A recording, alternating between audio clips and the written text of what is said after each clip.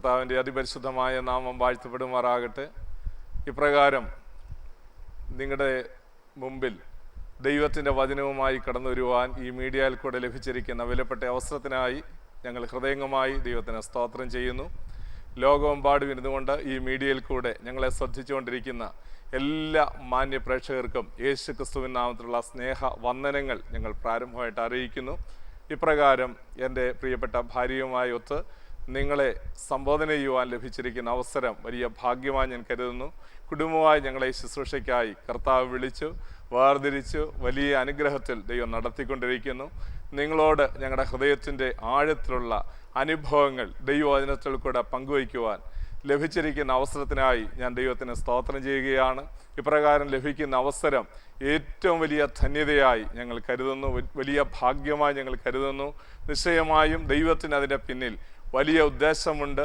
താങ്കളെ ഈ ശബ്ദം കേൾപ്പിക്കുന്നതിൽ അത്യുന്നതനായ ദൈവത്തിന് അതിൻ്റെ പിന്നിൽ വലിയ ഉദ്ദേശമുണ്ട്. ഈ ദിവസങ്ങളിൽ തുടർമാനമായി നമ്മൾ ചില വിഷയങ്ങൾ ശ്രദ്ധിക്കുകയാണ്. ഈ ദിവസങ്ങളിൽ നിങ്ങൾ കേൾക്കുന്ന ദൈവത്തിൻ്റെ വചനം ദൈവം നിങ്ങളോട് സംസാരിക്കുന്ന വചനമായി വളരെ വ്യക്തമായി നിങ്ങൾ ഹൃദയത്തിൻ്റെ കാത് ഓർക്കുന്നുവെങ്കിൽ, കാതുകളെ ഇതിനായി കൂർപ്പിക്കുന്നുവെങ്കിൽ ദൈവത്തിൻ്റെ ശബ്ദം നിശ്ചയമായി നിങ്ങൾക്ക് കേൾക്കുവാനായിട്ട് കഴിയും. ദൈവത്തിൻ്റെ പരിശുദ്ധാത്മാവ് വ്യക്തമായി നിങ്ങളോട് സംസാരിക്കുന്നത്, നിങ്ങളുടെ ജീവിതത്തിൻ്റെ ആകപ്പാടുമുള്ള മാറ്റങ്ങൾ ജീവിതത്തിൽ വരുന്നത് നിങ്ങൾക്ക് അനുഭവമാക്കുവാനായിട്ട് കഴിയും. അതുകൊണ്ട് തുടർച്ചയായി ഈ പ്രോഗ്രാം ശ്രദ്ധിക്കുവാൻ വളരെ സ്നേഹത്തോടെ വളരെ വിനയത്തോടെ ഞങ്ങൾ നിങ്ങളെ സ്വാഗതം ചെയ്യട്ടെ. ഈ ദിവസങ്ങളിലെല്ലാം തന്നെ മനുഷ്യൻ എന്നുള്ള വിഷയമാണ് നമ്മൾ ധ്യാനിച്ചുകൊണ്ടിരിക്കുന്നത്. കഴിഞ്ഞ എപ്പിസോഡുകളിൽ നിങ്ങൾ ശ്രദ്ധിച്ചു കാണും, മനുഷ്യൻ യാദൃശ്ചികമായി ലോകത്തിലേക്ക് വന്നതല്ല എന്നും നിത്യനായ ദൈവത്തിൻ്റെ വലിയ പദ്ധതിയിലാണ് മനുഷ്യനെ ഈ ലോകത്തിൽ ദൈവം ആക്കിയത് എന്ന് നമ്മൾ ചിന്തിക്കുകയുണ്ടായി. നിത്യനായ ദൈവത്തിൻ്റെ കൂടിയാലോചന സഭയിൽ നിത്യനായ ദൈവം ലോകത്തിലേക്ക് മനുഷ്യനെ നിർമ്മിച്ച് സൃഷ്ടിച്ച് ആക്കുമ്പോൾ അതിൻ്റെ പിന്നിൽ ദൈവത്തിൻ്റെ വലിയ ഉദ്ദേശമുണ്ടായിരുന്നു എന്ന് നമ്മൾ ചിന്തിക്കുകയുണ്ടായി. നമ്മൾ ദൈവവചന പ്രകാരം ചില ചിന്തകൾ, ചില വാക്കുകൾ നമ്മൾ ശ്രദ്ധിക്കുകയുണ്ടായി. ദൈവം മനുഷ്യനെ ഭൂമിയിൽ നിന്ന് അല്ല ആദ്യം എടുത്ത് സൃഷ്ടിച്ചതായിട്ട് നമ്മൾ വായിക്കുന്നത്. ദൈവത്തിൻ്റെ കൂടിയാലോചന സഭയിൽ ദൈവം ചെയ്ത ദൈവത്തിൻ്റെ ആ പ്രത്യേക പദ്ധതിയിൽ ഉൾപ്പെടുത്തി ദൈവ മനുഷ്യൻ്റെ അകത്തെ മനുഷ്യനെയാണ് ആദ്യമായി സൃഷ്ടിച്ചത് എന്ന് നമ്മൾ ചിന്തിക്കുകയുണ്ടായി. അതുകൊണ്ട് തന്നെ അവിടെ നമ്മൾ ദൈവം ഈ മനുഷ്യനെ സൃഷ്ടിക്കുന്നതിന് മുൻപേ ദൈവം പറയുന്നു, നമ്മുടെ സ്വരൂപത്തിൽ നമ്മുടെ സാദൃശ്യത്തിൽ മനുഷ്യനെ നിർമ്മിക്കുക, ക്രിയേറ്റ് ചെയ്യുക എന്നാണ് പറഞ്ഞിരിക്കുന്നത്. ബാറ എന്നുള്ള ഒരു വാക്കിൻ്റെ അർത്ഥം നമ്മൾ കഴിഞ്ഞ എപ്പിസോഡിൽ ചിന്തിക്കുകയുണ്ടായി. നിശ്ചയമായും ക്രിയേറ്റ് ചെയ്യുന്ന അല്ലെങ്കിൽ ഇല്ലാത്തതിനെ ഉള്ളതുപോലെ വിളിച്ചു വരുത്തുന്നതിനെയാണ് ആ ബാറ എന്നുള്ള വാക്കുകൊണ്ട് അർത്ഥമാക്കുന്നത്. വേദപുസ്തകത്തിൽ പല വാക്കുകൾ ഇപ്രകാരം കാണുവാൻ കഴിയുന്നെങ്കിലും നമുക്ക് ഏറ്റവും ശ്രദ്ധേയമായ കാര്യം ഈ വചനത്തിൽ ക്രിയേഷൻ എന്നുള്ളൊരു വാക്കിന് വേണ്ടി ബാറ എന്നുള്ള വാക്ക് ഉപയോഗിച്ചിരിക്കുന്നു. അതാണ് അന്തരാത്മാവിനെ മനുഷ്യന് ദൈവം സൃഷ്ടിച്ചിരിക്കുന്നതായി നമ്മളെ ചിന്തിച്ചത്. എന്നാൽ ഈ ദിവസങ്ങളിൽ അടുത്ത ഒരു ഭാഗം നമ്മൾ ഇതിനെക്കുറിച്ച് ചിന്തിക്കുമ്പോൾ ലോകത്തിലേക്ക് നാം ആരും യാദർശികമായി വന്നവരല്ല എന്ന് പറയുവാനായിട്ടുള്ള കാരണം വേദപുസ്തകത്തിൽ വളരെ വ്യക്തമായിട്ട് പറയുന്ന മറ്റൊരു കാര്യം, മനുഷ്യനെ ദൈവം സൃഷ്ടിച്ചപ്പോൾ മനുഷ്യനെ രണ്ടാമതായി ഭൂമിയിൽ നിന്ന് പൊടിയെടുത്ത് സൃഷ്ടിക്കുന്ന അവസരത്തിൽ അവൻ്റെ മൂക്കിൽ ജീവശ്വാസമൂതി അപ്പോൾ അവൻ ജീവനുള്ള ദേഹിയായി തീർന്നു എന്നാണ് ദൈവവചനത്തിൽ കാണുന്നത്. നമ്മൾ സാധാരണയായിട്ട് മനുഷ്യരെയൊക്കെ ആത്മീയർ എന്ന് നമ്മളെ വിളിക്കാറുണ്ട്. ആത്മൻ എന്നുള്ള സംസ്കൃത പദത്തിൽ നിന്നാണ് ആ വാക്ക് വന്നിരിക്കുന്നത്. ആത്മൻ എന്ന വാക്കുകൊണ്ട് അർത്ഥമാക്കുന്നത് സഞ്ചരിക്കുന്നവൻ എന്നാണ്. അങ്ങനെയാണെങ്കിൽ നമ്മുടെ അകത്തിരുന്നു കൊണ്ട് ഒരാൾ സഞ്ചരിച്ചു കൊണ്ടിരിക്കുന്നു, അതാണ് നാം എന്ന് പറയുന്ന വ്യക്തി.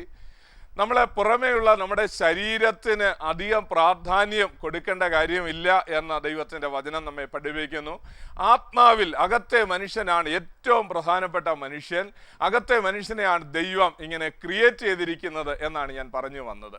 അതുകൊണ്ട് ഈ ദിവസങ്ങളിൽ നിങ്ങൾ ഇതിനെക്കുറിച്ച് വളരെ വ്യക്തമായി അറിയണം എന്ന് തമ്പുരാൻ ആഗ്രഹമുള്ളത് കൊണ്ടാണ് ദൈവം നിങ്ങളെ ഈ ശബ്ദം കേൾപ്പിക്കുന്നത്. പ്രിയമുള്ളവരെ, അതുകൊണ്ട് നിങ്ങളുടെ അകത്തെ മനുഷ്യനെ സംബന്ധിച്ച് പൗലോസ് പറയുന്ന പ്രകാരം വേദപുസ്തകത്തിലെ ഒരു എഴുത്തുകാരനായ പൗലോസ് പറയും, നിങ്ങളുടെ അകത്തെ മനുഷ്യനെ സംബന്ധിച്ച് എന്ന് നമുക്ക് തീരുമാനത്തിൽ കാണുവാൻ കഴിയുന്നു. അകത്തെ മനുഷ്യൻ ആണ് പ്രധാനപ്പെട്ട മനുഷ്യനെങ്കിൽ പുറമേയുള്ള മനുഷ്യന് വേണ്ടിയാണ് ഈ ലോകത്തിൽ നമ്മൾ എല്ലാവരും ജീവിക്കുന്നത് നമുക്കറിയാം. എന്നാൽ അകത്തെ മനുഷ്യനെ ദൈവം സൃഷ്ടിക്കുമ്പോൾ അകത്തെ മനുഷ്യന് രണ്ട് ഘടകങ്ങൾ പ്രത്യേകിച്ച് നമുക്ക് കാണുവാനായിട്ട് കഴിയും. നമ്മളിവിടെ പുറമേയുള്ള മനുഷ്യനെ ദൈവം ആവരണം ചെയ്യുമ്പോൾ, അകത്തെ മനുഷ്യനൊരു ആവരണം കൊടുക്കുമ്പോൾ അവൻ്റെ മൂക്കിലേക്ക് ജീവശ്വാസം ഊതി അപ്പോൾ അവൻ ജീവനുള്ള ായി തീർന്നു എന്നാണ് കാണുന്നത്. നെഫേഷ് എന്നുള്ള ഒരു വാക്ക് അവിടെ ഉപയോഗിച്ചിരിക്കുന്നു. ദേഹി എന്നുള്ള വാക്കിൽ നെഫേഷ് എന്ന വാക്കാണ് അവിടെ ഉപയോഗിച്ചിരിക്കുന്നത്. എന്തുകൊണ്ടാണ് നെഫേഷ് എന്ന് പറഞ്ഞാൽ സൂക്കെ എന്നുള്ള ഒരു വാക്ക് ഗ്രീക്ക് വാക്കായിട്ട് നമുക്ക് പഠിക്കുവാൻ കഴിയുന്നു. സൂക്കെ എന്നുള്ള വാക്കിൽ നിന്നാണ് സൈക്കോളജിയൊക്കെ ഇന്ന് ലോകത്തിലേക്ക് വന്നിരിക്കുന്നത്. അപ്പോൾ അതുകൊണ്ട് തന്നെ നമുക്ക് മനസ്സിലാക്കാൻ കഴിയും, മനസ്സ് എന്ന് പറയുന്ന ഒരു മണ്ഡലം എല്ലാ മനുഷ്യർക്കുമുണ്ട്. മാനസികമായി എല്ലാ മനുഷ്യരും വളരുന്നത് കൊണ്ടാണ് നമുക്ക് അപ്രകാരം ചിന്തിക്കുവാനും ബുദ്ധിയുടെ തലമൊക്കെ ഉള്ളത് എന്ന് നമുക്ക് മനസ്സിലാക്കുവാൻ കഴിയും. അപ്പോൾ ആ വിഷയത്തെക്കുറിച്ച് ഇന്ന് നിങ്ങളോട് സംസാരിക്കുവാൻ ഞാൻ താല്പര്യപ്പെടുകയാണ്. മനുഷ്യൻ്റെ ആത്മാവിനെ ദൈവം സൃഷ്ടിച്ചപ്പോൾ, അകത്തെ മനുഷ്യനെ ദൈവം സൃഷ്ടിച്ചപ്പോൾ അതിൻ്റെ കൂടെ തന്നെ നമുക്ക് ഒട്ടും വേർപെടുത്തുവാൻ കഴിയാത്ത നിലയിൽ ഏറ്റവും അകത്തായി നമ്മൾ കാണുന്ന മറ്റൊരു കാര്യമാണ് സോൾ എന്നുള്ള ഒരു കാര്യം. സാധാരണയായിട്ട് എല്ലാ മനുഷ്യർക്കും തെറ്റിപ്പോകുന്ന ഒരു ഭാഗമാണ്. പല ആളുകളും ഈ സോള് കൊണ്ട് മനുഷ്യൻ ദൈവത്തെ അന്വേഷിക്കാറുണ്ട്, എന്നാൽ ഒരിക്കലും അവന് കണ്ടെത്താനായി കഴിയത്തില്ല. എന്തുകൊണ്ടാണ് സോള് കൊണ്ട് ദൈവത്തെ അന്വേഷിച്ചാൽ കണ്ടെത്താൻ കഴിയാത്തത്? അവൻ്റെ സ്പിരിറ്റിലാണ് ദൈവം വസിക്കേണ്ടതും സ്പിരിറ്റ് കൊണ്ടാണ് ദൈവത്തെ അന്വേഷിക്കേണ്ടതും. അങ്ങനെയാണെങ്കിൽ സ്പിരിറ്റ് കൊണ്ട് അന്വേഷിക്കാതെ, ആത്മാവ് കൊണ്ട് അന്വേഷിക്കാതെ, അവൻ്റെ ഹൃദയം കൊണ്ട് അന്വേഷിക്കാതെ, ബുദ്ധിയുടെ തലത്തിൽ എത്ര അന്വേഷിച്ചാലും ഏത് വലിയ ബുദ്ധിമാനായ മനുഷ്യനും ദൈവം എന്ന് പറയുന്ന ആളിനെ കണ്ടെത്താനേ കഴിയത്തില്ല. അതുകൊണ്ട് തന്നെയാണ് വേദപുസ്തകം പറയുന്നത്, ആമേൻ, ഹൃദയം കൊണ്ടാണ് വിശ്വാസം, ബുദ്ധി കൊണ്ട് വിശ്വസിക്കാനായിട്ട് കഴിയത്തില്ല, ആത്മാവിലാണ് വിശ്വാസം വരുന്നത്. അങ്ങനെയുള്ള ഒരാൾക്ക് മാത്രമേ ദൈവത്തെ കണ്ടെത്താനായി കഴിയത്തുള്ളൂ. അതുകൊണ്ട് ഇന്ന് ഞങ്ങളെ കേട്ടുകൊണ്ടിരിക്കുന്ന നിങ്ങളോട് വളരെ വ്യക്തമായി പരിശുദ്ധാത്മാവ് പറയുന്നു, നിങ്ങളൊരു സത്യാന്വേഷിയാണെങ്കിൽ നിശ്ചയമായും നിങ്ങളുടെ ആത്മാവ് കൊണ്ട് ദൈവത്തെ അന്വേഷിച്ചു തുടങ്ങുക. നിശ്ചയമായും ഞങ്ങൾ പറയുന്ന ഈ സത്യത്തിലേക്ക് നിങ്ങൾ വന്നിരിക്കും. അത് 100% സത്യമായ കാര്യമായതുകൊണ്ട് നിങ്ങളുടെ സൃഷ്ടിതാവിനെ കണ്ടെത്തുന്ന മണിക്കൂറുകളായിരിക്കും. നിങ്ങളുടെ സൃഷ്ടിതാവിനെ നിങ്ങളുമായി ഒരു എൻകൗണ്ടർ വരുന്ന ഒരു ദിവസമായിരിക്കും. അതിനെയാണ് വേദപുസ്തകം വിളിക്കുന്ന പുതുജനനം എന്ന് പറയുന്നത്. അതുകൊണ്ട് തന്നെ ഞങ്ങൾ വളരെ വ്യക്തമായി വേദപുസ്തകത്തിന്റെ അടിസ്ഥാനത്തിൽ പറയട്ടെ, അകത്തെ മനുഷ്യൻ, ആത്മാവുള്ള മനുഷ്യൻ, അകത്തെ മനുഷ്യന്റെ ആത്മാവിൽ അതിനോട് ചേർന്നിരിക്കുന്ന മറ്റൊരു കാര്യമാണ് സോൾ എന്ന് പറയുന്നത്. ഈ സോളും സ്പിരിറ്റും കൂടെ ചേർന്ന് വരുന്ന ഭാഗത്തെയാണ് നമുക്ക് അകത്തെ മനുഷ്യൻ എന്ന് വിളിക്കുവാൻ കഴിയുന്നത് എന്നാണ് ഞാൻ പറഞ്ഞു വന്നത്. വേദപുസ്തകത്തിൽ നിന്ന് ചില ചിന്തകൾ നിങ്ങളുടെ ശ്രദ്ധയിലേക്ക് ഞാൻ കൊണ്ടുവരാൻ താല്പര്യപ്പെടുക. ഞാൻ മുമ്പേ പറഞ്ഞു, നെഫേഷ് എന്നുള്ള ഒരു വാക്ക് വേദപുസ്തകത്തിലുടനീളം നമുക്ക് കാണുവാനായിട്ട് കഴിയും. പ്രത്യേകിച്ച് ഗ്രീക്ക് പദമായ ആ വാക്ക് നെഫേഷ് എന്നുള്ള വാക്ക് ഏകദേശം 755 പ്രാവശ്യത്തോളം വേദപുസ്തകത്തിൽ ഉപയോഗിച്ചിരിക്കുന്നത് നമുക്ക് കാണുവാൻ കഴിയും. സൂക്കെ എന്നുള്ള ഒരു വാക്ക് ആവർത്തിച്ച് വീണ്ടും 22 പ്രാവശ്യം പുതിയ നിയമത്തിന്റെ പല താളുകളിൽ നമുക്ക് കാണുവാനായിട്ട് കഴിയുന്നുണ്ട്. ഇപ്രകാരം വേദപുസ്തകത്തിൽ അതിനെ വിളിക്കുന്നത് ദേഹി എന്ന് വിളിക്കാറുണ്ട്, പ്രാണൻ എന്ന് വിളിക്കാറുണ്ട്, ജീവൻ എന്ന് വിളിക്കാറുണ്ട്, ഉള്ളം എന്ന് വിളിക്കാറുണ്ട്, മനുഷ്യൻ എന്ന് വിളിക്കാറുണ്ട്. ഇപ്രകാരം മനുഷ്യന്റെ മാനസിക മണ്ഡലങ്ങളെ, സോളിനെ വേദപുസ്തകം വിളിക്കുന്നത് ഇപ്രകാരമൊക്കെയാണ്. ഉള്ളമെന്നും മനസ്സെന്നും അതുപോലെ തന്നെ ജീവൻ എന്ന് ഒക്കെ വിളിക്കുമ്പോൾ അതൊക്കെ ആ മാനസിക തലത്തെയാണ് വിളിക്കുന്നത്. അപ്പോൾ അതുകൊണ്ട് തന്നെ നിങ്ങൾ ഇപ്പോൾ ചിന്തിച്ചുകൊണ്ടിരിക്കുക, നിങ്ങളുടെ ഹൃദയത്തിൽ കൂടെ എന്തുമാത്രം ചിന്തകൾ കടന്നുപോയിട്ടുണ്ട്. ഒരു മനുഷ്യൻ്റെ ജീവിതത്തിൽ ഒരു ദിവസം ഏകദേശം എത്രയോ കോടിക്കണക്കിന് വിഷയങ്ങൾ നമ്മുടെ ഹൃദയത്തിൽ കൂടെ, നമ്മുടെ മനസ്സിൽ കൂടെയൊക്കെ കടന്നു പോകും. എന്നാൽ ഇവിടെ നമുക്ക് കാണുവാനായിട്ട് കഴിയുന്ന ഒരു വസ്തുത, സോള് കൊണ്ട് ഒരിക്കലും മനുഷ്യന് ദൈവത്തെ കണ്ടെത്താനായിട്ട് കഴിയത്തില്ല എന്നാണ് ഞാൻ പറഞ്ഞു വന്നതിൻ്റെ താല്പര്യം.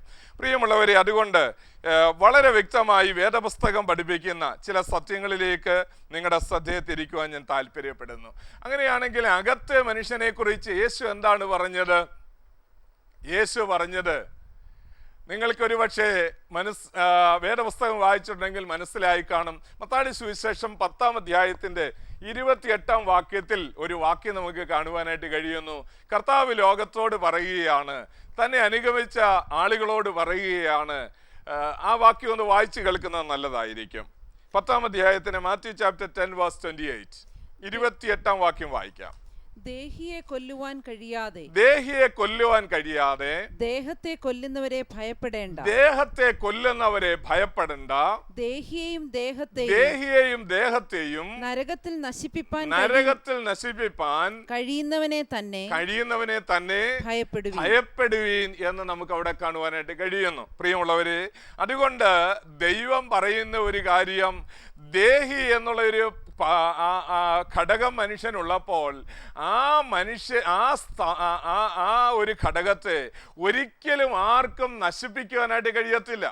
നിങ്ങളുടെയോ എൻ്റെയോ ദേഹത്തെ ആ മനുഷ്യർക്ക് നശിപ്പിക്കാൻ കഴിയും. ഈ ലോകത്തിലുള്ള എന്തെങ്കിലും ഒരു കാര്യം കൊണ്ട് നമ്മുടെ ഈ ശരീരത്തെ, നമ്മുടെ ഈ മൺമയമായ ശരീരത്തെ നശിപ്പിച്ച് കളയാനായി കഴിയും. എന്നാൽ നിങ്ങളുടെ ആത്മാവിനെയോ നിങ്ങളുടെ ദേഹിയെയോ ഒരിക്കലും ആർക്കും ാനായി കഴിയത്തില്ല. എന്നാൽ യേശു പറഞ്ഞത് സത്യമാണെങ്കിൽ, പ്രിയപ്പെട്ടവരെ, നിങ്ങൾ ചിന്തിച്ചു നോക്കുക. യേശു പറഞ്ഞത് സത്യമാണെങ്കിൽ നിങ്ങളുടെ ദേഹിയും അഥവാ നിങ്ങളുടെ ആത്മാവും എന്നേക്കും ജീവിക്കുന്നതാണ്. അത് എന്നേക്കും നിത്യമായിട്ടുള്ളതാണ്. അതിൻ്റെ സൃഷ്ടിതാവായ ദൈവത്തിന് മാത്രമേ അതിൻ്റെ വില അറിയുള്ളൂ. എനിക്കും നിങ്ങൾക്കും പോലും അതിൻ്റെ വില, അതിൻ്റെ ആഴത്തിൽ അറിയാൻ കഴിയില്ല പ്രിയമുള്ളവരെ. അതുകൊണ്ടാണ് ഞങ്ങൾ പറയുന്നത്, നിങ്ങളുടെ ദേഹിയോ നിങ്ങളുടെ ആത്മാവോ ഒരിക്കലും നശിച്ചു പോകണമെന്ന് ദൈവം ആഗ്രഹിക്കുന്നില്ല. അതുകൊണ്ടാണ് ഈ ശബ്ദം ദൈവം നിങ്ങളെ കേൾപ്പിക്കുന്നത്. നിങ്ങളുടെ അന്തരാത്മാവ് എത്രയോ വിലയുള്ളതാണ്, അകത്തെ മനുഷ്യൻ എത്രയോ വിലയുള്ളതാണ്. ലോകത്തിന്റെ ഏതെങ്കിലും ഒരു കോണിൽ ഇരുന്നു കൊണ്ട് ഈ മീഡിയയിൽ കൂടെ ഞങ്ങളെ ശ്രദ്ധിച്ചുകൊണ്ടിരിക്കുമ്പോൾ ദൈവത്തിന്റെ ആത്മാവ് നിങ്ങളോട് സംസാരിക്കുകയാണ്. നിങ്ങളുടെ ജീവിതം നശിച്ചു പോകരുത്, ഞങ്ങളെ നിത്യതയിൽ കാണണം. ഓരോ കോടാനുകോടി വിശുദ്ധന്മാർ സ്വർഗീയ തീരത്ത് അണിനിരക്കുന്ന നാളിൽ യേശുവിന്റെ സന്നിധിയിൽ താങ്കൾ കാണണമെന്ന് കർത്താവിന് ആഗ്രഹമുണ്ട്. നിശ്ചയമായും കർത്താവ് അത് ആഗ്രഹിക്കുന്നുണ്ട്. അതുകൊണ്ട് ഈ ശബ്ദം നിങ്ങളെ കേൾപ്പിക്കുന്നു. കർത്താവ് പറയുന്നു, ഇവിടെ പറയുകയാണ്, നമുക്ക് കാണുവാനായിട്ട് കഴിയുന്നു, ദേഹി എന്ന ഘടകത്തെ ഒരിക്കലും ആർക്കും നശിപ്പിക്കുവാനായി കഴിയുകയില്ല എന്നാണ് നമുക്ക് കാണുവാനായി കഴിയുന്നത്. നമുക്ക് വേദപുസ്തകത്തിൽ ധാരാളം ഉദാഹരണങ്ങൾ അതിന് കാണുവാനായിട്ട് കഴിയും. ഞാൻ പറഞ്ഞിട്ടുണ്ട്, ഞാൻ നേരത്തെയുള്ള എപ്പിസോഡിൽ ഓർപ്പിക്കുകയുണ്ടായി, 3 ഘടകങ്ങൾ മനുഷ്യനുണ്ട്. ദൈവത്തിന്റെ വചനപ്രകാരം ആത്മാവ്, ദേഹി, ദേഹം എന്ന് പറയുന്ന ഘടകങ്ങളാണ്. ദൈവം അതിൻ്റെ ഓർഡറിൽ തന്നെയാണ് പറഞ്ഞിരിക്കുന്നത്. മനുഷ്യൻ്റെ ആത്മാവാണ് ദൈവത്തിന് ഏറ്റവും വിലയേറിയത്. ഒരുവൻ സർവ്വലോകവും നേടിയിട്ടും തൻ്റെ ആത്മാവിനെ നഷ്ടമാക്കിയാൽ അവൻ എന്താ പ്രയോജനം എന്ന് കർത്താവ് ചോദിക്കുന്നു. മാത്രമല്ല, ദേഹി എന്ന് പറയുന്ന 2ാമത്തെ ഘടകമുണ്ട്, അത് നശിച്ചു പോകുന്നില്ല എന്ന് നമ്മൾ ചിന്തിക്കുകയുണ്ടായി. 3ാമത്തെ ഘടകം നമ്മുടെ ദേഹമാണ്, നമ്മുടെ ശരീരമാണ്. ഈ 3 ഘടകങ്ങളെയും നമ്മൾ ശ്രദ്ധിക്കുമ്പോൾ ഈ 3 ഘടകങ്ങളും ഓരോരോ ബോധങ്ങൾ നൽകുന്നതാണ് എന്ന് നമുക്ക് മനസ്സിലാക്കുവാൻ കഴിയും. ഓരോ ബോധങ്ങൾ നൽകുന്നു. കഴിഞ്ഞ എപ്പിസോഡിൽ നമ്മൾ ചിന്തിക്കുകയുണ്ടായി, കാട്ടിൽ താമസിക്കുന്ന ഒരു മൃഗങ്ങളും ഒരു ദൈവത്തെയും അന്വേഷിച്ചു പോകുന്നില്ല. എന്തുകൊണ്ടാണ് ദൈവത്തെ അതിന് അന്വേഷിക്കാൻ കഴിയാത്തത്? അതിനൊരു ആത്മാവില്ല. എന്നാൽ മനുഷ്യനുണ്ട് പ്രിയമുള്ളവരെ. മനുഷ്യൻ ആത്മാവുള്ളത് കൊണ്ടാണ് അവൻ ദൈവത്തെ അന്വേഷിച്ച് മലകൾ കയറുവാനായിട്ട് പരിശ്രമിക്കുന്നത്. എവിടെയാണ് ദൈവം ഇരിക്കുന്നത് എന്ന് ആഗ്രഹിച്ചുകൊണ്ട് നൂറ്റാണ്ടുകളായി തൻ്റെ അന്വേഷണം തുടർന്നുകൊണ്ടിരിക്കുകയാണ്. വേദപുസ്തകത്തിൽ കോരഹപുത്രന്മാർ എന്ന് പറയുന്ന ആ ദൈവദാസന്മാർ ഇങ്ങനെ പാടി, മാൻ നീർത്തോടുകളിലേക്ക് ചെല്ലുവാൻ കാക്ഷിക്കുന്നത് പോലെ എൻ്റെ ആത്മാവ് നിന്നോട് ചേരുവാൻ കാക്ഷിക്കുന്നു. എവിടെ നിന്നോ ഒരു അത്യാർത്ഥി അവൻ്റെ അന്തരാത്മാവിൽ വന്നിരിക്കുന്നു. അതവന് ദൈവം നൽകിയിരിക്കുന്ന ആത്മാവുള്ളത് കൊണ്ടാണ്.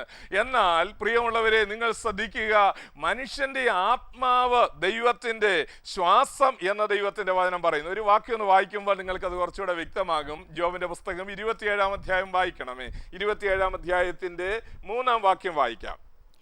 എന്റെ പ്രാണൻ മുഴുവനും എന്നിലും ദൈവത്തിന്റെ ശ്വാസം എന്റെ മൂക്കിലും ഉണ്ടല്ലോ.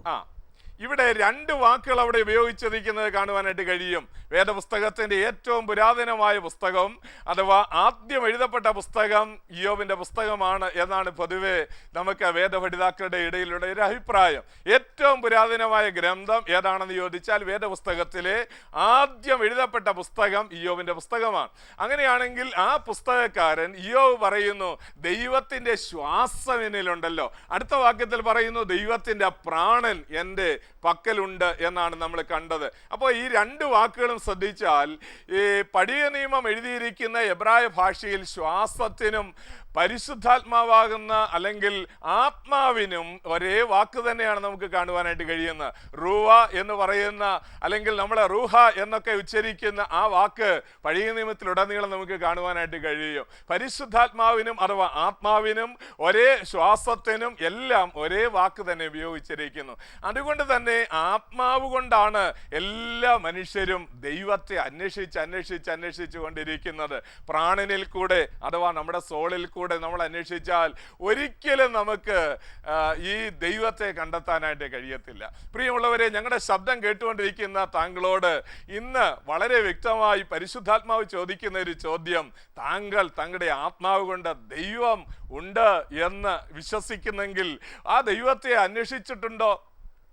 നിശ്ചയമായും ഞങ്ങൾ ഈ പറയുന്ന സത്യത്തിൽ താങ്കൾ വന്ന് അവസാനിക്കും. താങ്കൾ വന്ന് നിൽക്കും. താങ്കളുടെ അന്വേഷണം അവിടെ അവസാനിക്കും. താങ്കളുടെ ആത്മാവ് ജീവനുള്ള ദൈവത്തിനായി ദാഹിക്കുന്നെങ്കിൽ അതിലേക്ക് ദൈവം താങ്കളെ നടത്തിക്കൊണ്ടിരിക്കും. പ്രിയമുള്ളവരെ, ഇവിടെ നമുക്ക് ശ്രദ്ധേയമായ മറ്റൊരു കാര്യം, സോൾ ലെവലിലേക്ക് നമ്മൾ സോളിനെ കുറിച്ച് നമ്മൾ ചിന്തിക്കുമ്പോൾ വേദപുസ്തകം പറയുന്ന സോളിനും ഈ സ്പിരിറ്റിനും തമ്മിൽ ഏറ്റവും ശ്രദ്ധേയമായ ഒരു വലിയ ബന്ധം, നമ്മളെല്ലാവരും ലോകത്തിൽ നിന്ന് ഒരു നാളിൽ മരിക്കും. മരിക്കുന്ന അവസരത്തിൽ എന്താ സംഭവിക്കുന്നത്? യാക്കോബിന്റെ ലേഖനം 2-ാം അധ്യായത്തിന്റെ 25-ാം വാക്യത്തിലാണെന്ന് തോന്നുന്നു. അവിടെ ഒരു വാക്യം നമുക്ക് കാണുവാൻ കഴിയുന്നു, ആത്മാവില്ലാത്ത ശരീരം നിർജീവമാണ് എന്ന് ദൈവത്തിന്റെ വചനം പറയുന്നു. അപ്പോൾ അങ്ങനെയാണെങ്കിൽ ആത്മാവ് ശരീരമാണെന്ന് എന്ന് വേർപെടുമോ, അപ്പോൾ ഈ രണ്ടാമത്തെ ഘടകമായ സോൾ അപ്രത്യക്ഷമാകുകയാണ്. നമുക്കറിയാം, ഓക്സിജനും ഹൈഡ്രജനും കൂടെ കൂടുമ്പോഴാണ് വെള്ളമുണ്ടാകുന്നതെന്നറിയാം. എന്നാൽ അത് തമ്മിലൊന്ന് സെപ്പറേറ്റ് ചെയ്യാനായിട്ട് ശ്രമിക്കുമ്പോൾ എന്താണ് സംഭവിക്കുന്നത്? മറ്റൊന്നുമല്ല സംഭവിക്കുന്നത്. ഹൈഡ്രജനും ഓക്സിജനും കൂടെ സെപ്പറേറ്റ് ചെയ്ത് കഴിയുമ്പോൾ വെള്ളം അല്ലെങ്കിൽ വാട്ടർ എന്ന് പറയുന്ന ഒരു കാര്യം പിന്നെ ഇല്ല. നമുക്കതിനെ കാണാനായിട്ട് കഴിയത്തില്ല. ഇതുപോലെ ശരീരവും ആത്മാവും തമ്മിൽ വേർപെട്ട് കഴിയുമ്പോൾ മനുഷ്യൻ്റെ ആ ദേഹി എന്ന് പറയുന്ന ഘടകം, സോൾ എന്ന് പറയുന്ന ഘടകത്തിന് പ്രസക്തി ഇല്ലാതെ വരികയാണ്. അതുകൊണ്ട് യേശു പറഞ്ഞ ഒരു സത്യത്തിലേക്ക് നിങ്ങളുടെ ശ്രദ്ധയെ ഞാൻ തിരിക്കട്ടെ. യേശു പറഞ്ഞത് മുഴുവൻ സത്യമാണെന്ന് വിശ്വസിക്കുന്നു എങ്കിൽ, യേശു പറഞ്ഞ സത്യമാണെന്ന് വേദപുസ്തകത്തിൽ എഴുതിയിരിക്കുന്നതെല്ലാം സത്യമാണെന്ന് താങ്കൾ വിശ്വസിക്കുന്നെങ്കിൽ, യേശു ഒരിക്കൽ പറഞ്ഞു, ലൂക്കോസ് 16-ാം അധ്യായത്തിലുണ്ട്, താങ്കൾ എപ്പോഴെങ്കിലും വേദപുസ്തകം എടുത്ത ആ ഭാഗം ഒന്ന് വായിക്കുന്നത് നല്ലതാണ്. യേശു ഇങ്ങനെ പറഞ്ഞു, ഒരു ലാസർ എന്ന് പറയുന്ന ഒരു മനുഷ്യൻ്റെയും ധനവാൻ എന്ന് പറയുന്ന ഒരു മനുഷ്യൻ്റെയും കാര്യം അവിടെ നമുക്ക് അതിൻ്റെ 19-ാം വാക്യം മുതൽ 26-ാം വാക്യം വരെയുള്ള വാക്യങ്ങളിൽ കാണുവാനായിട്ട് കഴിയും. ഇവിടെ നമുക്ക് ശ്രദ്ധേയമായ കാര്യം, യേശു ഇത് സത്യമാണ് പറഞ്ഞത് എന്നുള്ളതിന് ഏറ്റവും വലിയ തെളിവെന്താണ്? ലാസറിൻ്റെയും ധനവാന്റെയും കാര്യം മിക്കവാറും എല്ലാ ആളുകളും കേട്ടിട്ടുണ്ട്. ഒരുപക്ഷെ ക്രിസ്ത്യാനികളല്ലാത്ത ആളുകൾ പോലും വേദപുസ്തകത്തിലെ ആ സത്യം, ആ കഥ ഒരുപക്ഷെ കേട്ടിട്ടുണ്ട്. ഇതൊരു ഉപമയല്ല എന്നുള്ളതിൻ്റെ ഏറ്റവും വലിയ തെളിവെന്താണ് പ്രിയമുള്ളവരെ? കർത്താവ് പറഞ്ഞ ഒറ്റൊരു സ്ഥലത്തും, ഉപമ പറഞ്ഞ ഒരു സ്ഥലത്തും കർത്താവ് ആരുടെയും പേരെടുത്ത് പറഞ്ഞിട്ടില്ല. നിങ്ങൾ പുതിയ നിയമം ഉടനീളം വായിച്ചു നോക്കുക, ആരുടെയും പേരെടുത്ത് കർത്താവ് ഒരു ഉപമ പറഞ്ഞില്ല. ഒരുവന്റെ പേരെടുത്ത് പറഞ്ഞിരിക്കുന്ന ഒരു കാര്യം ഇവിടെ നമ്മൾ വായിക്കുന്നെങ്കിൽ അതിൻ്റെ കാര്യം അത് സത്യമായി ആത്മമണ്ഡലത്തിൽ നടന്ന ഒരു കാര്യമാണ് എന്നുള്ളതാണ്. അപ്പോൾ ഇവിടെ നമുക്ക് ശ്രദ്ധിച്ചാൽ മനസ്സിലാകും, യേശു പറഞ്ഞ എല്ലാ ഉപമകളും പറയുമ്പോൾ ശ്രദ്ധിക്കുക, അവിടെയെല്ലാം ഒരുവൻ ആടുണ്ടായിരുന്നു, ഒരുവൻ വിത്ത് വിതപ്പാൻ പോയി, ഒരു മനുഷ്യനുണ്ടായിരുന്നു, ഒരു മനുഷ്യന് 2 മക്കളുണ്ടായിരുന്നു എന്നൊക്കെ പറഞ്ഞുകൊണ്ട് ആരുടെയും പേരെടുത്ത് പറയാതെ ആണ് കർത്താവ് ഉപമകളെല്ലാം പറഞ്ഞത്. അതൊക്കെ ആളുകൾക്ക് ആത്മീയമായ കാര്യങ്ങൾ മനസ്സിലാക്കാൻ വേണ്ടി ദൈവത്തിൻ്റെ പുത്രൻ പറഞ്ഞ ഓരോരോ സാദൃശ്യങ്ങൾ, ഓരോ ഉപമകൾ മാത്രമായിരുന്നു. എന്നാൽ ഇവിടെ നിങ്ങൾ ശ്രദ്ധിക്കുക, ലൂക്കോസ് 16-ാം അധ്യായത്തിൽ കർത്താവ് പറഞ്ഞപ്പോൾ there was a certain rich man എന്ന് പറഞ്ഞുകൊണ്ടാണ് താൻ തുടങ്ങുന്നത്. എന്ന് പറഞ്ഞാൽ എന്താണ് ഇതിന്റെ അർത്ഥം? അത് ആത്മമണ്ഡലത്തിൽ സംഭവിച്ച കാര്യം. കർത്താവ് ഈ ലോകത്തിൽ രണ്ടുപേർ മരിച്ചു കഴിഞ്ഞപ്പോൾ അടുത്ത ലോകത്തിൽ നടന്ന കാര്യമാണ്. അപ്പോൾ നിങ്ങൾ ഇവിടെ ശ്രദ്ധിക്കുക, നിങ്ങളുടെ ജീവിതത്തിൽ ഈ ലോക ജീവിതത്തിന് ശേഷം വേറൊരു ലോക ജീവിതമുണ്ട്. ലാസർ എന്ന് പറയുന്ന ഒരു മനുഷ്യന്റെ കാര്യം ഇവിടെ എടുത്തു പറഞ്ഞിരിക്കുന്നു. അവന്റെ പേര് കർത്താവ് എടുത്തു പറഞ്ഞു. എന്നാൽ ധനവാൻ എന്ന് പറയുന്ന മനുഷ്യന്റെ പേര് ഇവിടെ പറഞ്ഞതായിട്ട് കാണുന്നില്ല. എന്തുകൊണ്ടാണെന്ന് ചോദിക്കും. ധനവാന്റെ പേര് വളരെ ക്ഷമാപണത്തോടെ ഞാൻ പറയട്ടെ, സ്വർഗത്തിൽ അവന്റെ പേരില്ല. അതുകൊണ്ടാണ് അവന്റെ പേരെടുത്ത് പറയാതിരുന്നത്. എന്നാൽ ഒരു സാധാരണക്കാരൻ ദരിദ്രനാണെങ്കിലും വ്രണമുണ്ടെങ്കിലും ദിവസവും നിർദ്ധനായി കഴിയുകയാണെങ്കിലും അപ്പത്തിന് വേണ്ടി ഓരോ ദിവസം ഇരക്കുന്ന മനുഷ്യനാണെങ്കിലും എത്രയോ ആത്മീയ സമ്പന്നനായിരുന്നു അവൻ. അവനെക്കുറിച്ച് ദൈവത്തിൻ്റെ ഹിതം അവൻ തിരിച്ചറിയാൻ കഴിഞ്ഞു. അവന് മനസ്സിലായിരുന്നു ഈ ലോകത്തിലെ ഒരു കൊച്ചു ജീവിതമാണുള്ളത്. ഇവിടെ ഞാൻ നിർദ്ധനായി ജീവിച്ചാലും എനിക്ക് പ്രശ്നമില്ല. എൻ്റെ ആത്മാവാണ് ഇനി ഏറ്റവും വലിയത്. എൻ്റെ ആത്മാവ് നഷ്ടപ്പെടാൻ ദൈവം ഒരിക്കലും ആഗ്രഹിക്കുന്നില്ല. അതുകൊണ്ട് നിത്യതയ്ക്ക് വേണ്ടി കൊച്ചു ജീവിതത്തിൽ അവൻ ഒരുങ്ങുകയായിരുന്നു.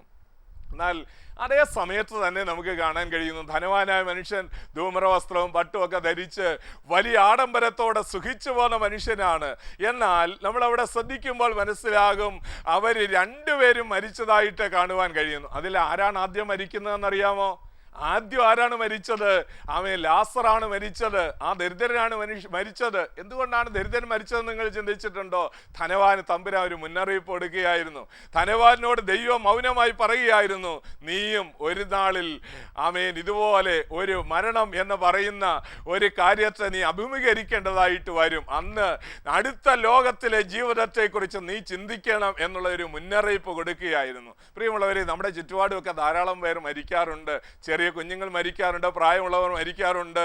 അവിടങ്ങളിലായി ധാരാളം സംഭവങ്ങളിൽ കൂടെ ധാരാളം ആളുകൾ ലോകത്തോട് മാറ്റപ്പെടുന്നു. അപ്പോഴെല്ലാം ദൈവം മൗനമായി താങ്കളോട് സംസാരിക്കുകയാണ്. ഇതുപോലെ ഒരു നാളിൽ താങ്കളും മരിക്കേണ്ടതായിട്ട് വരും. ആ നാളിൽ താങ്കളുടെ അടുത്ത ജീവിതം, താങ്കൾ എന്ന് പറയുന്നത് ഏറ്റവും എറ്റേണൽ ആണെങ്കിൽ, താങ്കൾ ഒരു നിത്യനാണെങ്കിൽ, ദൈവത്തിന്റെ സൃഷ്ടിയുടെ മകുടമാണെങ്കിൽ, ഇവിടെ ഒരു പക്ഷി ജീവജാലങ്ങൾ മരിക്കുന്നത് പോലെ മനുഷ്യൻ ഇവിടെ ചത്തവസാനിക്കുന്നില്ല എങ്കിൽ താങ്കൾക്കൊരു നിത്യതയുണ്ട്. താങ്കൾ ആ നിത്യതയിൽ കാണണമെന്ന് സർവ സ്നേഹവാനായ കർത്താവിന് ആഗ്രഹമുണ്ട്. അതുകൊണ്ടാണ് ഈ ശബ്ദം നിങ്ങളെ കേൾപ്പിക്കുന്നത്. പ്രിയമുള്ളവരെ, ഞങ്ങളുടെ ഹൃദയത്തിന്റെ അടിത്തട്ടിൽ നിന്ന് നിങ്ങളോട് പറയട്ടെ, നിങ്ങളുടെ മനസ്സല്ല ആത്മാവ്, നിങ്ങളുടെ ഹൃദയം അഥവാ നിങ്ങളുടെ അന്തരാത്മാവിൽ ദൈവം തന്നിരിക്കുന്ന ആത്മാവ് എന്ന് പറയുന്ന അകത്തെ മനുഷ്യൻ നിത്യനാണ്. ഇവർ രണ്ടുപേരും മരിക്കുമ്പോൾ രണ്ടുപേരും രണ്ട് സ്ഥലത്തേക്കാണ് പോയത്. പ്രിയമുള്ളവരെ, അതുകൊണ്ട് ഞാൻ ഈ ഭാഗം നിങ്ങളോട് പറയുമ്പോൾ വളരെ വിശദമാക്കുന്നില്ല. ഒരു കാര്യം നിങ്ങളോട് ചോദിക്കട്ടെ, താങ്കൾ മരിച്ചാൽ ഏത് ലോകത്തിലേക്ക് പോകും? ഈ ഉപമയെക്കുറിച്ച് ആരോ ഒരു ചിന്തകൻ പറഞ്ഞു, ഇവർ രണ്ടുപേരും ഭിക്ഷക്കാരാണെന്ന് പറഞ്ഞു. എന്താണ് അങ്ങനെ ഭിക്ഷക്കാരാണെന്ന് പറയാൻ കാരണം? ലാസർ ഈ ലോകത്തിൽ ഒരു ഭിക്ഷക്കാരനായിരുന്നു. അടുത്ത ലോകത്തിലേക്ക് വരുമ്പോൾ ധൂമ്രവസ്ത്രവും പട്ടുമൊക്കെ ധരിച്ച് ഇവിടെ വളരെ സുഖത്തോടെ ആഡംബരത്തോടെ ജീവിച്ച ആ ധനവാനായ മനുഷ്യൻ അടുത്ത ലോകത്തിൽ ഇതവാ ഒരു ഭിക്ഷ യാചിക്കുകയാണ്. സാധാരണ ഭിക്ഷയല്ല, കേവലം ഒരു ചെറിയ തുള്ളി വെള്ളത്തിന് വേണ്ടി ദാഹിച്ച് വലയുന്ന മനുഷ്യനെ കാണുവാൻ കഴിയും. പ്രിയമുള്ളവരെ, യേശു പറഞ്ഞത് മുഴുവൻ സത്യമാണെന്ന് താങ്കൾക്ക് വിശ്വാസമുണ്ടെങ്കിൽ, യേശു ഒരിക്കലും കള്ളം പറഞ്ഞിട്ടില്ല. യേശു ഒരിക്കലും വ്യാജം പറയാത്ത ദൈവപുത്രനായതുകൊണ്ട് അവൻ പറഞ്ഞത് ആശ്ചര്യമായി സത്യമാണെന്ന് താങ്കൾ വിശ്വസിക്കുന്നെങ്കിൽ, ഈ ശബ്ദം കേട്ടുകൊണ്ടിരിക്കുമ്പോൾ ദൈവാത്മാ നിങ്ങളോട് പറയുന്നു, ഇതുപോലെ ഞാനും നിങ്ങളും ഒരു നാളിൽ മരിക്കും. കൊട്ടാരമായാലും വിട്ടേ മതിയാവൂ, കോട്ടയ്ക്കകത്തും മൃത്യു കയറി ചെല്ലും എന്ന് കവി പാടുകയുണ്ടായി. പ്രിയമുള്ളവരെ, ഒരു നാളിൽ താങ്കൾ മരിക്കുമ്പോൾ താങ്കളുടെ ആത്മാവ് ഒരിക്കലും നഷ്ടപ്പെട്ടു പോകുന്നില്ല, അകത്തെ മനുഷ്യൻ നഷ്ടപ്പെട്ടു പോകുന്നില്ല. ഇപ്പോൾ സുപ്രസാദ കാലം, ഇപ്പോഴാകുന്നു രക്ഷാ ദിവസം. താങ്കൾ യേശുവിനെ രക്ഷകനും കർത്താവുമായി അംഗീകരിക്കുന്ന ആ മിനിറ്റിൽ നിങ്ങളുടെ നിത്യജീവന്റെ ഉറപ്പ് ഈ മണിക്കൂറുകളിൽ, ഈ മിനിറ്റുകളിൽ ദൈവം തരും. ലോകമെമ്പാടും ഈ മീഡിയയിൽ കൂടെ ഞങ്ങളെ ശ്രദ്ധിച്ചുകൊണ്ടിരിക്കുന്ന മാന്യ പ്രേക്ഷകരെ, ഇന്ന് ഈ സമയം നിങ്ങൾ അതിനായി വിനിയോഗിക്കുമോ? ദൈവത്തിന്റെ വചനം നിങ്ങൾ കേട്ടു, എന്നോട് ചേർന്ന് ഒരു മിനിറ്റ് പ്രാർത്ഥിക്കുമോ? കർത്താവേ, യേശുവേ, എൻ്റെ ജീവിതം അങ്ങയ്ക്കായി തരുന്നു. അങ്ങന്റെ ജീവിതത്തെക്കുറിച്ച് ആഗ്രഹിക്കുന്ന ആ നിത്യത സ്വായത്തമാക്കുവാൻ എനിക്ക് ആഗ്രഹമുണ്ട് എന്ന് താങ്കൾ പ്രാർത്ഥിക്കുമോ? അങ്ങനെ പ്രാർത്ഥിക്കുന്നവർക്കായി ആത്മാർത്ഥമായി നിങ്ങൾ പ്രാർത്ഥിക്കും. നിങ്ങൾ ഒരുപക്ഷെ വീട്ടിലായിരിക്കാം, നിങ്ങൾ എവിടെയെങ്കിലും ഒരു ഹോട്ടലിൽ ഇരുന്നു കൊണ്ട് ഒരുപക്ഷെ നിങ്ങൾ ഈ വചനം കേൾക്കുകയായിരിക്കാം, അല്ല ഒരു ആശുപത്രി കിടക്കയിൽ കിടന്നുകൊണ്ടായിരിക്കാം താങ്കൾ ഈ ശബ്ദം കേൾക്കുന്നത്. ആശ്വാസത്തിൻ്റെ എല്ലാ ബുദ്ധിയും കവിയുന്ന ദൈവിക സമാധാനം തരാൻ കഴിവുള്ള യേശുവിലേക്ക് നിങ്ങളുടെ ജീവിതം സമർപ്പിക്കുക. പരിശുദ്ധ പിതാവേ, ലോകമെമ്പാടും ഇരുന്നു കൊണ്ട് ഈ മീഡിയയിൽ കൂടെ ഈ വചനം കേട്ടുകൊണ്ടിരുന്ന എല്ലാവർക്കായി ഞങ്ങൾ പ്രാർത്ഥിക്കുന്നു. പരിശുദ്ധാത്മാവരുടെ ഹൃദയങ്ങളോട് വ്യക്തമായി സംസാരിച്ചതിനായി ഞങ്ങൾ അങ്ങേക്ക് നന്ദി കരയറ്റുന്നു. ദൈവമേ, അവരെ നിത്യയുടെ തുറമുഖത്ത് കാണുവാൻ കർത്താവരുടെ ജീവന്റെ പുസ്തകത്തിൽ അവരുടെ പേരെഴുതിയെന്ന് അടിയങ്ങൾ വിശ്വസിക്കുന്നു. ഹൃദയംഗമായി വിശ്വസിക്കുന്ന അവരെ അങ്ങയുടെ മാറോട് ഇന്ന് രാവിലെ ഈ രാത്രിയിൽ ചേർത്തതിനായി നന്ദി. ഈ സമയത്ത് നീ അവരെ ചേർത്ത് പിടിച്ച് അവരെ തലോടുന്നതിനായി നന്ദി. ആത്മാവിലെ അനുഭവം നൽകിയതിനായി സ്തോത്രം. യേശു ക്രിസ്തു മുഖാന്തരം എളിയവർ ചോദിക്കുന്നു, കൃതോനി കേൾക്കുമാറാകണമേ. ഈ വചനങ്ങളാൽ കർത്താവ് നിങ്ങളെ സഹായിക്കുമാറാകട്ടെ. ഈ വചനങ്ങൾ കർത്താവ് നിങ്ങൾക്ക് അയച്ചു തന്നെങ്കിൽ ഈ വചനങ്ങളാൽ കർത്താവ് നിങ്ങളെ നിശ്ചയമായും അനുഗ്രഹിക്കും. അടുത്ത എപ്പിസോഡിൽ കാണുന്നവരെ നിങ്ങൾക്കെല്ലാവർക്കും ആമേൻ. കർത്താവിൻ്റെ സമാധാനം നിങ്ങളുടെ മേൽ വാഴുമാറാകട്ടെ.